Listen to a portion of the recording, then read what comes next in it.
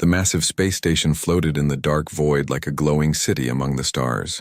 Nexus Station was bigger than most planets, built where the galaxy's center burned bright with ancient light. Ships from 100 different worlds docked at its ports every day. But today was different. Today, the galaxy's most important leaders had come to discuss the end of everything. Admiral Sarah Chen walked through the station's crystal corridors, her heavy boots echoing against the smooth walls. Around her, alien beings moved with obvious fear. The tall glass-like Etherians whispered to each other in voices that sounded like wind chimes. Their crystal bodies flickered with nervous colors. The metal-bodied calculans moved in perfect straight lines, their computer minds working faster than usual. In the water-filled tubes that ran along the ceiling, the squid-like hydrosians swam in tight, worried circles. Chen had seen fear before, but never like this. These were the galaxy's oldest and most advanced civilizations, and they were terrified. She entered the main council chamber, a huge dome where representatives from every major species gathered. The air felt heavy with tension. At the center of the room, a hologram showed the latest reports from the outer systems. 3 entire star systems had gone dark in the past month. Where once there had been thriving worlds with billions of people, now there was only empty space filled with strange, swirling energy that hurt to look at. The Etherian ambassador, Crystalla, stood to address the gathering.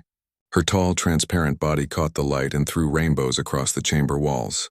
When she spoke, her voice was like music, but sad music that made everyone feel cold. "Friends of the Council," she began, "we face a threat unlike any in our recorded history. The void-touched have returned to our dimension." A wave of fear swept through the chamber. Even the humans who were new to galactic politics knew that name. The void-touched were things that should not exist. They came from the spaces between spaces where reality broke down and nothing made sense. They ate order itself, turning peaceful worlds into nightmares of chaos and madness. "The Pact of Harmonious Surrender has served us well for 10,000 years, Crystalla continued. "When faced with superior forces, we negotiate. We find common ground. We offer what must be offered to preserve what can be preserved." The Calculan representative, a robot-like being called Logic Prime, added his thoughts in a voice like a computer. "Analysis confirms that direct military action has a 0.03% chance of success. Negotiation protocols must be initiated immediately. We can offer tribute, territory, or technological knowledge in exchange for limited destruction." Murmurs of agreement filled the chamber. This was how things had always been done. When something too powerful to fight appeared, the galaxy's civilizations would talk, make deals, and survive by giving up whatever they had to give up. Chen watched it all with growing disbelief. These were supposed to be the galaxy's greatest minds, and their solution was to surrender before the fight even began. She thought about Earth's history, about all the times humans had faced impossible odds and somehow found a way to win, not by giving up, but by refusing to give up. She stood up from the human delegation's small table in the back corner. The chamber slowly fell quiet as hundreds of alien eyes turned to look at her. Most of them barely considered humans worth noticing. Earth had only joined the galactic community 300 years ago, and compared to civilizations that were millions of years old, humans were practically babies. "The human delegation has something to say," Chen announced, her voice carrying clearly through the vast chamber. Crystalla's crystal face showed what might have been surprise. "Admiral Chen, while we appreciate human enthusiasm, this is a matter for experienced civilizations. Perhaps it would be better if—" "No," Chen interrupted, something that simply wasn't done in galactic politics. "It wouldn't be better. You're all talking about surrender, about making deals with things that want to destroy everything you've built. Has anyone here actually tried fighting them?" Logic Prime processed this for exactly 1.3 seconds before responding. "Combat analysis indicates—" "Combat analysis doesn't mean much if you've never actually fought." Chen cut him off again. "Look, I've read the reports. The void-touched feed on order, on predictable patterns, on the kind of perfect societies you've all built. They're not gods. They're parasites, and there's always a way to deal with parasites." The Hydrosian collective spoke through their representative, their words bubbling up from the water tubes. "Young human, what could your species possibly know about forces that have threatened the galaxy since before your son was born?" Chen smiled, and it wasn't a nice smile. "We know about chaos. We know about fighting when everything's falling apart. We know about winning when winning should be impossible. She looked around the chamber, meeting as many alien gazes as she could. The human delegation formally volunteers to deal with this threat. Give us authorization to deploy our fleets and we'll handle the void touched. The silence that followed was complete. It was the kind of silence that happened when someone said something so unexpected that no one knew how to respond. Finally, Kristalla found her voice. You want to fight them directly, without negotiation? That's exactly what I want to do, Chen confirmed. You've spent millions of years perfecting order, creating perfect societies where everything runs smoothly. That's made you strong in some ways, but it's also made you predictable. The void touched know exactly how you'll react because you always react the same way. She gestured to the hologram showing the destroyed systems. Humans are different. We're chaotic. We're unpredictable. We do things that don't make sense and somehow they work anyway. Maybe that's exactly what this situation needs. Logic Prime ran calculations for several seconds. The probability of human success remains extremely low. Maybe, Chen agreed. But it's higher than the probability of success through surrender. When you negotiate with something that wants to destroy everything, the best deal you can hope for is to choose how you die. The debate that followed lasted for hours, but Chen could see she was making progress. The younger members of each species seemed interested in her proposal, even if the older, more traditional leaders were horrified by it. Finally, as the station's artificial day cycle moved toward evening, the vote was called. It was close, closer than anyone had expected, but the humans got their authorization. As Chen prepared to leave for her ship, Kristalla approached her. The Etherean's crystal body was flickering with worried colors. Admiral, she said quietly, I hope you understand what you're attempting. If we fail, you'll try your negotiation plan, Chen replied. But when we succeed, maybe the galaxy will learn something new about dealing with impossible problems. Walking back to her ship, Chen felt the weight of responsibility on her shoulders. Humanity was about to face something that had terrified advanced civilizations for millions of years. But she also felt something else, excitement. Humans had always done their best work when everything seemed hopeless. It was time to show the galaxy what chaos could accomplish when it was pointed in the right direction. Dr. Marcus Webb stood before the largest gathering of alien scientists in galactic history. The lecture hall on Nexus Station was packed with beings from every corner of known space, all wanting to understand why the humans thought they could succeed where everyone else expected to fail. Webb was a xenopsychologist, someone who studied how different alien minds worked. He had spent his entire career trying to understand why humans were so different from every other intelligent species they had met. Today, he finally had a chance to explain what he had learned. Every species in this room evolved to survive, he began, his voice carrying to the far corners of the hall. But you all survived in different ways. Some of you became stronger, some became smarter, some learned to work together perfectly. But humans learned to survive chaos itself. He pressed a button and the huge screen behind him lit up with images of Earth's violent history.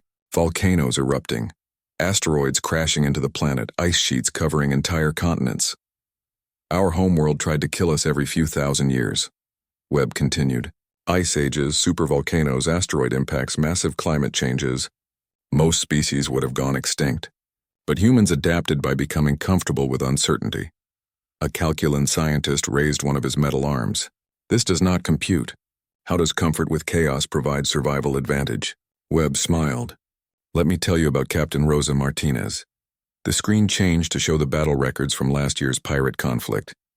Captain Martinez was commanding a transport ship when pirates attacked. She was outnumbered 5-1, outgunned, and her ship was damaged. By all logical calculations, she should have surrendered. The alien audience watched as the human ship, badly damaged and smoking, suddenly accelerated directly toward the largest pirate vessel. Instead, Martinez deliberately overloaded her engines, something that should have destroyed her ship. She used the explosion to ram the pirate flagship at impossible speed. The explosion took out 3 pirate ships and scattered the rest. Her crew survived in the escape pods. Confused murmurs filled the hall. The Etherean delegate Prism spoke up. This action was completely illogical. How did she know it would work? She didn't, Webb admitted. That's the point. Humans are willing to try things that might not work, because sometimes the impossible solution is the only one that does work. He brought up more examples. The Martian colonists who had survived the Great Solar Storm by doing the exact opposite of safety protocols, opening their habitat domes to let the dangerous energy flow through instead of trying to block it. The human musicians who created beautiful art by combining sounds that mathematically should not work together. You see patterns here? Webb asked. Humans don't just survive chaos, we use it. We turn it into strength. Meanwhile, across the galaxy, the Calculan homeworld was discovering what the void touched could really do. The planet was one giant computer, every surface covered in circuits and processors that had been calculating the mysteries of the universe for millions of years. The void touched appeared first as small glitches in the planetary computer system, random errors that made no sense. The Calculan response was immediate and logical. Run error correction protocols, isolate the problem areas, restore order. But the glitches grew worse. They began spreading through the system in patterns that weren't patterns at all. The more the Calculans tried to fix them, the faster they spread. Soon, entire continents of the computer planet were showing impossible readings, mathematics that contradicted itself, physics that worked backwards. Reality itself was becoming unreliable. Logic Prime, the planet's central intelligence, sent out a desperate message. Chaos entities have infiltrated core systems, requesting immediate assistance. Standard protocols are ineffective. Back on Nexus Station, Webb was explaining why this was happening. The Calculans built a perfect logical system, he told his audience. Every part of their society follows mathematical rules. They've eliminated randomness, uncertainty, and chaos from their lives. He paused, looking around the room. That makes them incredibly efficient, but it also makes them fragile. When something truly random appears, they have no way to handle it. Their perfection has become their weakness. A young Hydrosian scientist bubbled a question from her water tank. But how are humans different? You also build ordered societies. We do, Webb agreed, but ours are different. Let me show you something. The screen displayed a recording from a human military training exercise. It looked like complete chaos. Ships moving in random directions, seemingly about to crash into each other. No apparent plan or coordination. This looks like disaster waiting to happen, Webb continued. But watch what happens when I add the enemy forces. Red ships appeared on the screen representing an attacking fleet. They moved in perfect formation, following standard military tactics. But as they engaged the chaotic-looking human ships, something strange happened. The human ships, despite appearing to move randomly, somehow always ended up in exactly the right place at the right time. They dodged attacks that should have hit them, appeared behind enemy lines when it seemed impossible, and worked together in ways that looked accidental but were clearly planned. This is what we call organized chaos, Webb explained. To an outside observer, it looks random, but there's actually a deep structure underneath, a way of thinking that lets us be unpredictable and coordinated at the same time. The audience was fascinated despite themselves. These ideas went against everything they thought they knew about how intelligent beings should behave. The void touched feed on predictable patterns. Webb continued. They can't consume what they can't predict. Most civilizations are so well organized that the chaos entities can easily figure out how to destroy them. But humans, he gestured to a new image showing Earth cities, with their seemingly random growth patterns, their mix of old and new, their controlled chaos that somehow worked. We've learned to live in the space between order and chaos. We're organized enough to function, but chaotic enough to survive anything. Just then, emergency alarms began sounding throughout the station. The main screen switched to show Admiral Chen's face broadcasting from her flagship. The human fleet is moving to assist the Calculan homeworld, she announced. We're going to try something that's never been attempted before. We're going to fight chaos with chaos. As the transmission ended, Webb looked out at the hundreds of alien faces staring back at him. Some looked confused, some looked worried, and some looked intrigued. You want to know the real difference between humans and every other species we've met? He said quietly. You all learned to fear chaos and fight against it. We learned to dance with it. The hall erupted in discussion as representatives from different species debated what they had heard. Some thought the humans were insane. Others began to wonder if maybe, just maybe, insanity was exactly what the galaxy needed. Outside the station's windows, the human fleet was already jumping to hyperspace, racing toward a battle that would determine whether chaos could be defeated by more chaos. or whether the galaxy would learn that some problems required impossible solutions. Webb watched them go and felt a mix of pride and terror. Humanity was about to test everything he had just explained against an enemy that had destroyed civilizations for millions of years. Either his theories were right, or they were all about to find out just how wrong a human could be. Captain Elena Vasquez stared out at what used to be the Calculan homeworld and tried to make sense of what she was seeing. The planet was still there, but it was wrong in ways that made her eyes hurt.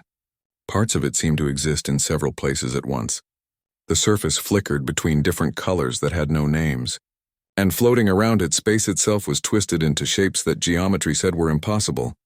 "Ma'am," her navigation officer called out, his voice shaky. "Sensors are showing that the planet is both larger and smaller than it should be. Also, according to instruments, it doesn't exist." Vasquez nodded. She had expected something like this. The void touch didn't just destroy things in normal ways. They broke the rules that reality followed, turning order into chaos and sense into madness. "What about the other fleets?" she asked. The Etherian rescue fleet tried to approach in standard diamond formation, her tactical officer reported. They're gone, ma'am. The chaos entities consumed them in seconds. The energy patterns were too organized, too predictable. Through her ship's communicator, Admiral Chen's voice crackled with static that sounded almost like laughter. "All ships, this is Admiral Chen. Remember your training. There is no plan because plans can be predicted. There are no formations because formations can be targeted. There is only improvisation." Vasquez grinned. This was the kind of mission she had trained her whole life for, even though she had never imagined anything quite like this. Her ship, the Lucky Chaos, was about to live up to its name. "Helmsman," she ordered, "take us in. Random pattern, but make it look like we're trying to avoid something that isn't there." "Ma'am, you heard me. Fly like you're dodging asteroids that don't exist. Make it look accidental when we end up where we need to be." The Lucky Chaos began moving toward the planet in a pattern that looked completely insane. It zigzagged left and right, sped up and slowed down for no apparent reason, and occasionally spun in complete circles. To anyone watching, it looked like the ship was piloted by someone who had never flown before. But Vasquez had studied the reports from the first contact with void-touched entities. They fed on predictable patterns, on the kind of organized behavior that made sense. What they couldn't handle was behavior that was chaotic, but still had purpose hidden inside it. Around her, the rest of the human fleet was doing the same thing. 50 ships moving in 50 different patterns that all looked random, but were actually carefully coordinated chaos. They were like a jazz band where everyone was improvising, but somehow the music still worked together. As they got closer to the planet, the void-touched began to notice them. The space around the Lucky Chaos started to ripple and twist as chaos entities emerged from whatever dimension they called home. They were difficult to look at directly, like shadows that cast light instead of darkness, shapes that turned inside out while staying the same. The first entity that tried to attack the Lucky Chaos found itself confused. It reached out with tendrils of pure entropy, designed to unravel the ship's organized structure. But the ship wasn't where the entity expected it to be. Vasquez had predicted the attack and was already moving in a direction that made no tactical sense, except that it put her exactly where she needed to be to avoid destruction.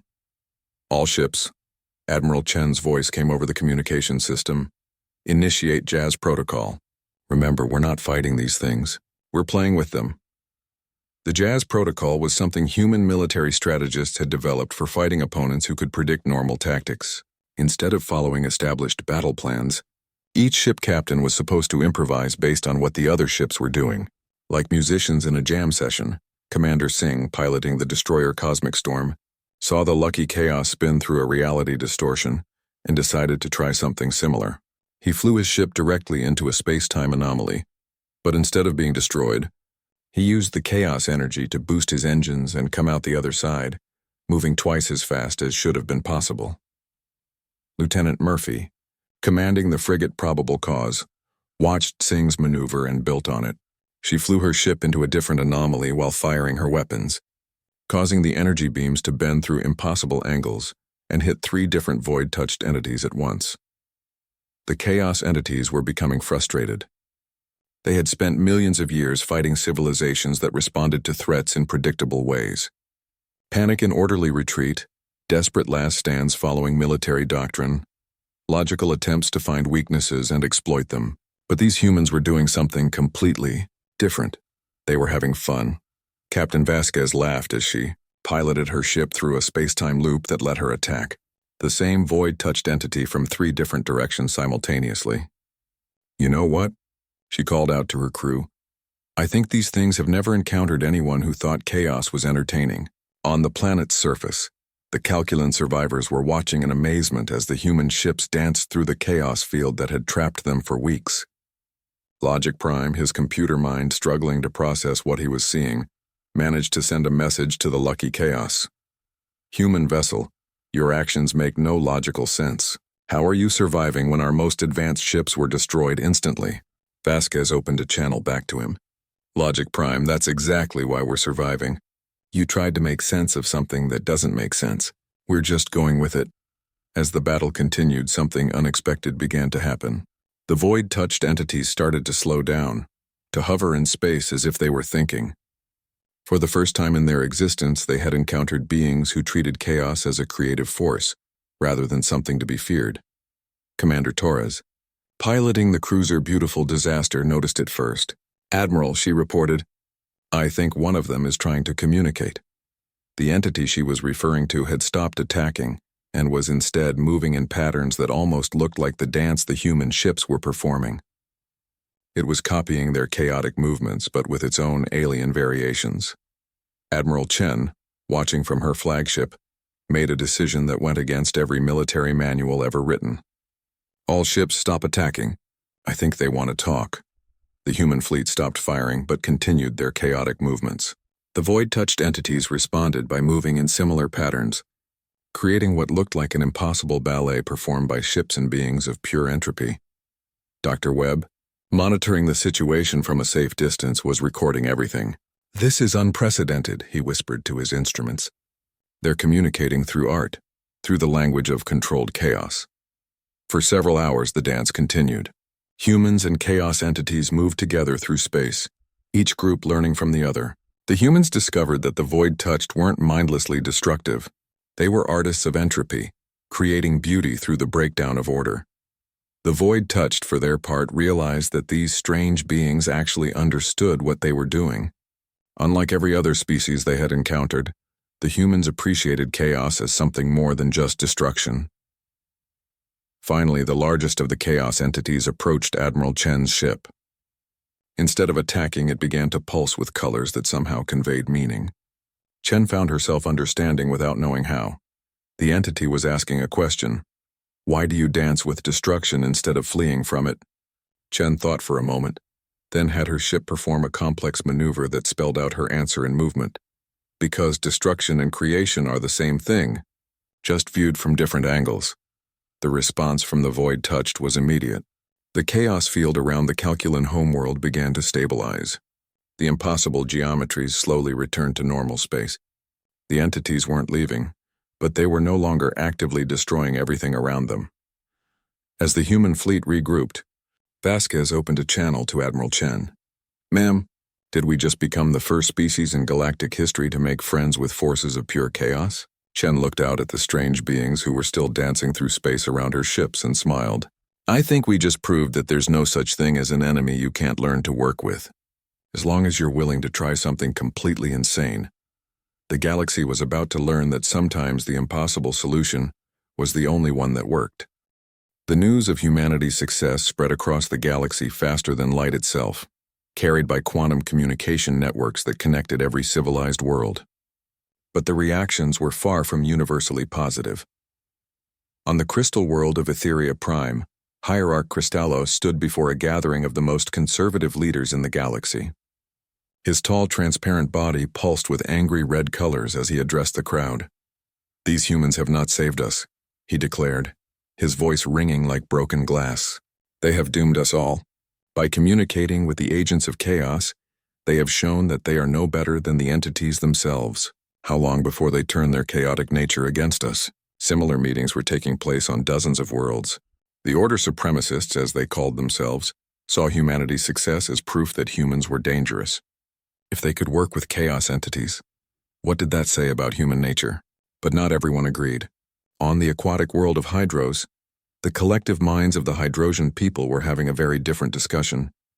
Their representative, Flowing Current, addressed her people through the planet-wide water network that connected all Hydrosian minds.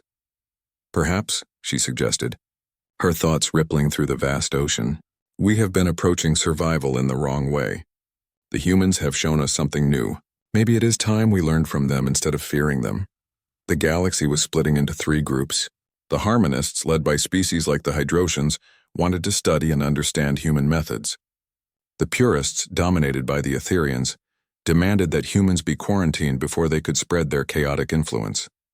And the adaptationists, surprisingly led by some of the younger Calculan minds, proposed incorporating human chaos theory into galactic defense systems.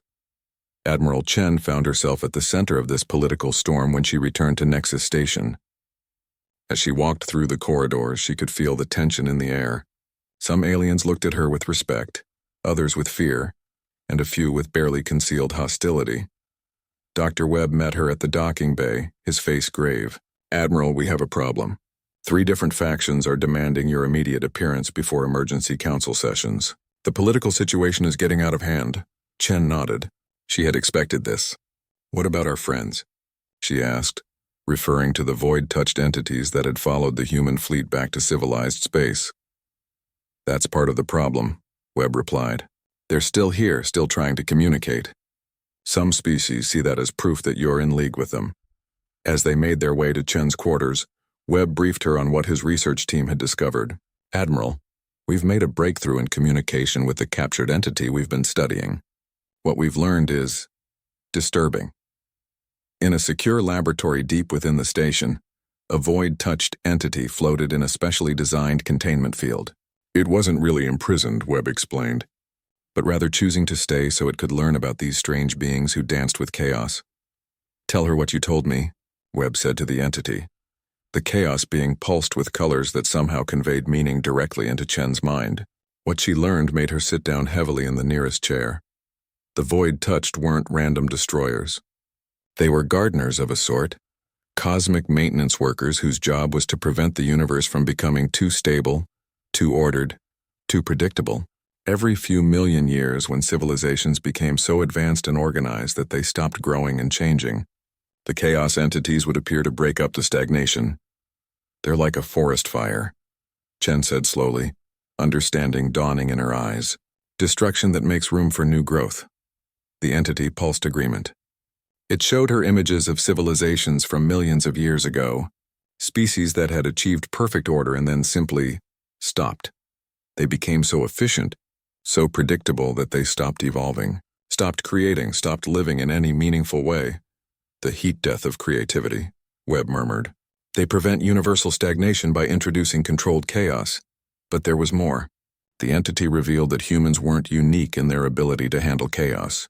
Throughout cosmic history, there had been other species like them, races that evolved during times of great change and learned to thrive in uncertainty. These species became partners with the void-touched, helping to maintain the balance between order and chaos that kept the universe alive and growing. Where are they now? Chen asked. The entity's response was tinged with sadness. Most had eventually chosen perfect order, seduced by the promise of eternal stability.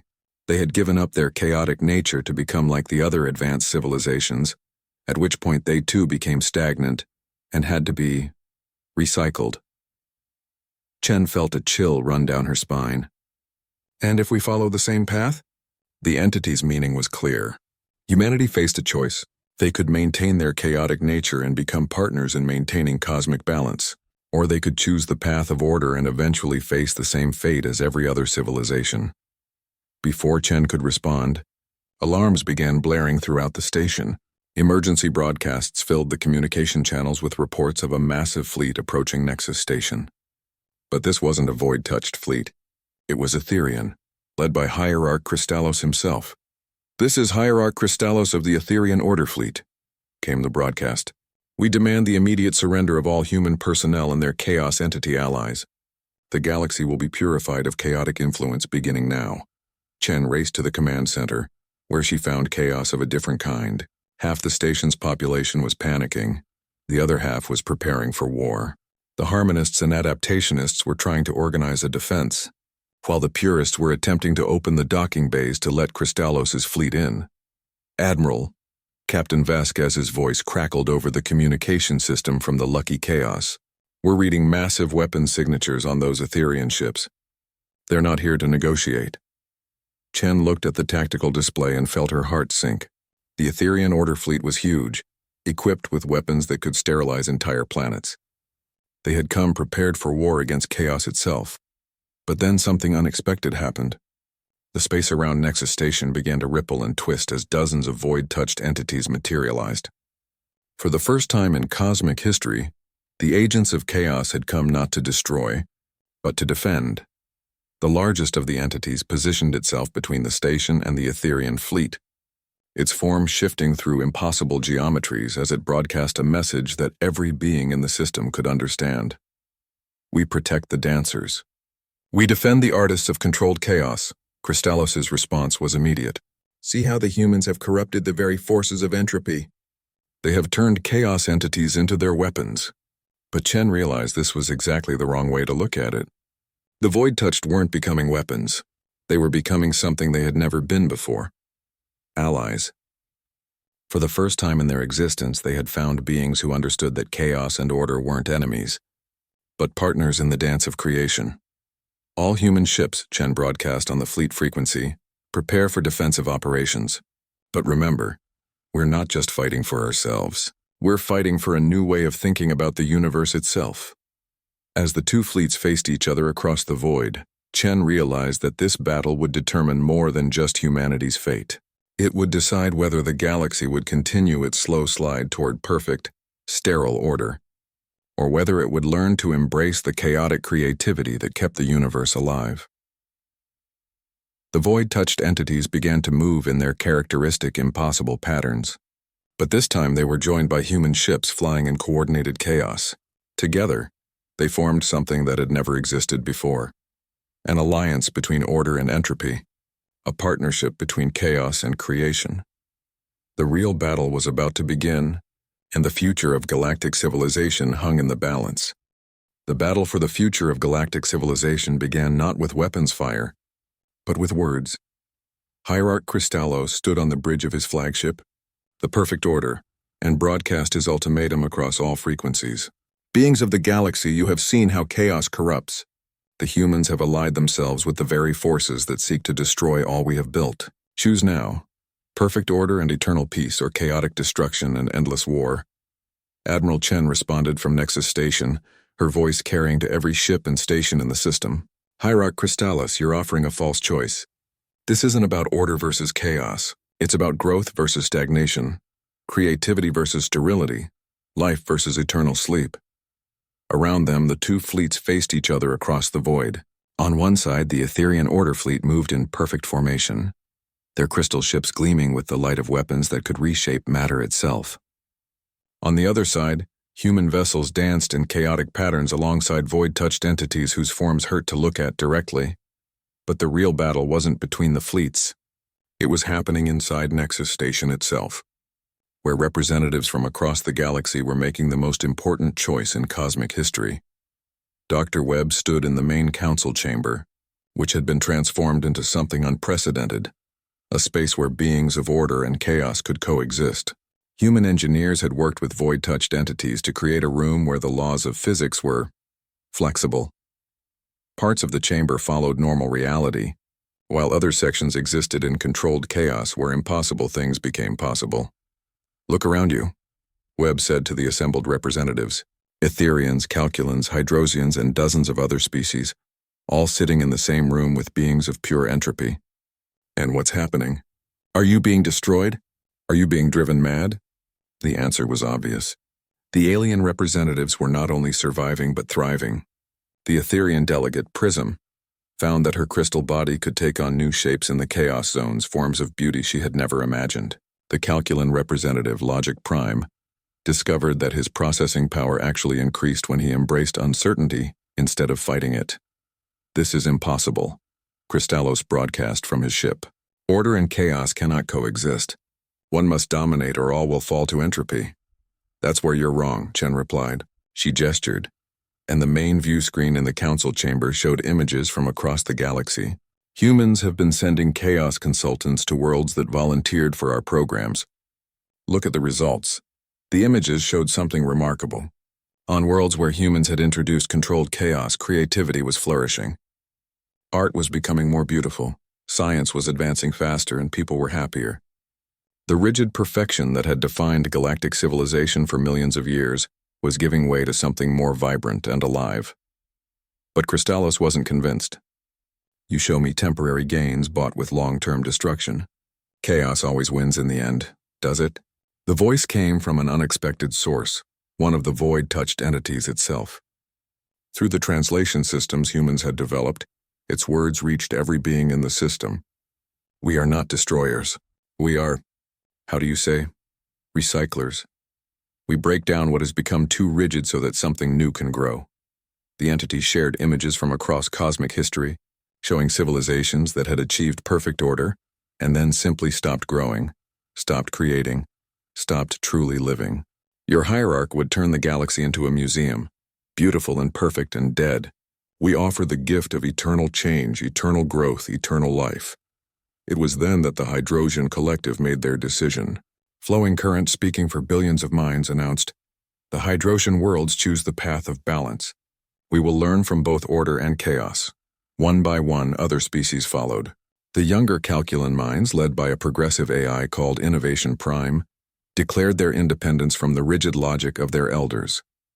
Several Etherian colonies announced that they were tired of crystal perfection and wanted to try something new.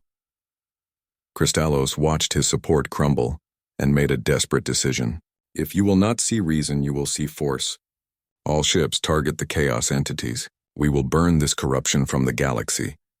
The Order fleet opened fire with weapons that could unmake matter itself, beams of pure order designed to force chaotic systems into rigid patterns.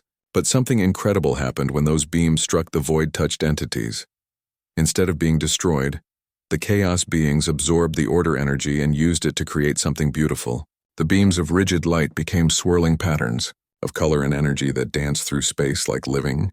Art, order, and chaos were combining into something greater than either could achieve. Alone, all human ships, Chen commanded. Show them what we've learned about fighting impossible battles. The human fleet exploded into action, but not in any way the Order fleet expected. Instead of attacking the Etherian ships directly, they began flying through the beams of order energy, using their chaotic movement patterns to twist and redirect the attacks. The weapons meant to destroy chaos became tools for creating something new. Captain Vasquez laughed as she piloted the lucky chaos through a beam of pure order, using its energy to boost her ship's speed to impossible levels. You know what, Admiral?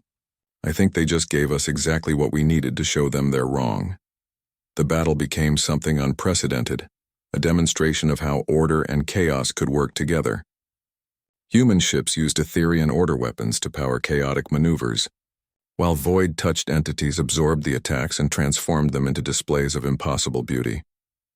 Watching from his flagship, Kristallos realized that his perfect weapons were being turned into tools of creation.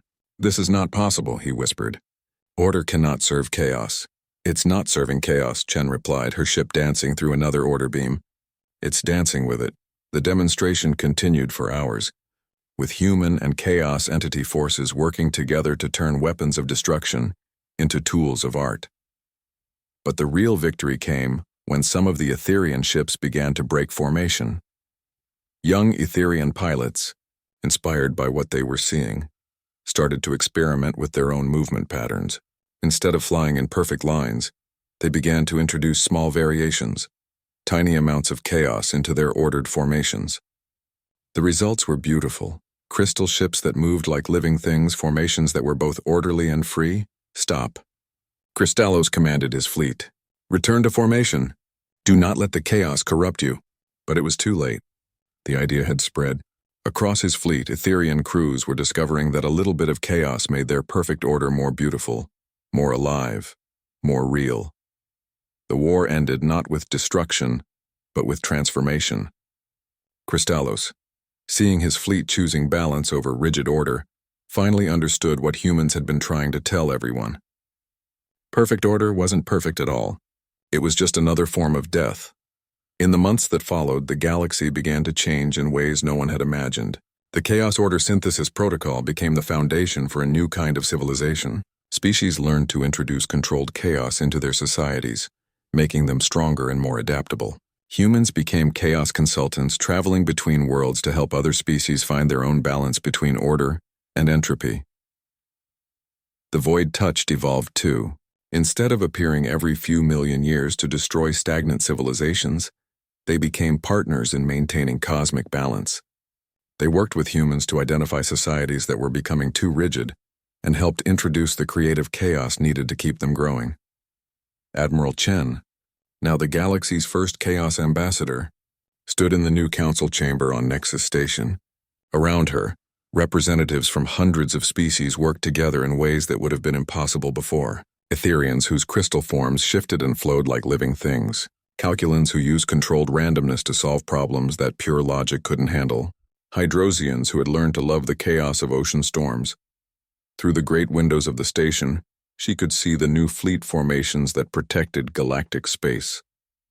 Human ships dancing alongside void-touched entities. Etherian vessels moving in patterns that were both beautiful and unpredictable. Calculan ships whose movements followed mathematical chaos that was more elegant than any rigid formation. Dr. Webb approached her, carrying a datapad with the latest reports from across the galaxy. "The integration is proceeding faster than we hoped," he said. "Art production is up 300%. Scientific breakthroughs are happening daily, and the happiness indices from species that have adopted chaos-order balance are off the charts." Chen smiled as she watched a group of children playing in the station's observation deck. Human kids, young Etherians, Calculan juveniles, and Hydrosian tadpoles, all playing together in a game that had no rules but somehow worked perfectly.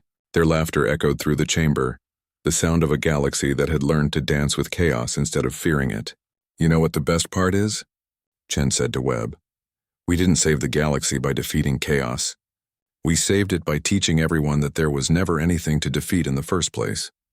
The new galactic motto, carved in 100 languages on the station's main wall, captured the lesson humanity had taught the universe. In chaos we find strength. In order we find peace. In balance we find forever. And in the space between the stars, void-touched entities danced with ships from 1,000 worlds, creating art from the marriage of order and entropy, proving that the universe was most beautiful when it was most alive.